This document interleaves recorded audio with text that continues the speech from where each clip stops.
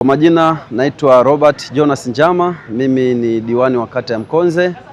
Awali ya yote, kwa niaba ya wananchi wote wa kata ya Mkonze, nichukue nafasi hii kuwashukuru sana kwa heshima yao kubwa sana kunipa nafasi hii kuwa mwakilishi wao kwenye halmashauri ya jiji la Dodoma. Lakini cha pili, leo tulikuwa na baraza la taarifa ambalo hili baraza lilikuwa linaonyesha ni namna gani kila kata imepata nini katika mwaka huu wa fedha 2026-2027. Kipekee nichukue nafasi hii kumshukuru meya wetu wa jiji la Dodoma, kakaangu Almond Chaula mheshimiwa, lakini pia mkurugenzi wetu Dr. Sagamiko na management nzima kwa kazi kubwa sana walioifanya kwenye hii budget. Lakini kipekee kwa niaba ya wananchi wa kata ya Mkonze tunawashukuru sana.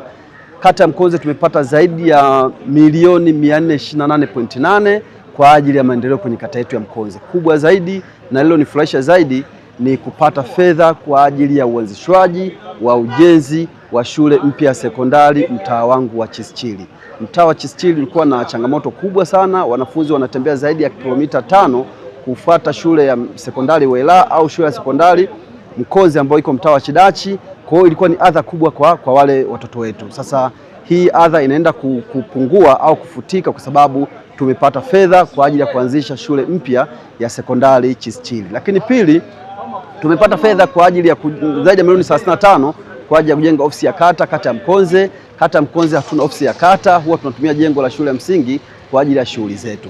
Lakini tatu, tumepata fedha kwa ajili ya kuongeza madarasa mawili shule ya sekondari Michese. Tumepata fedha kwa ajili ya kuongeza madarasa mawili shule ya msingi Michese.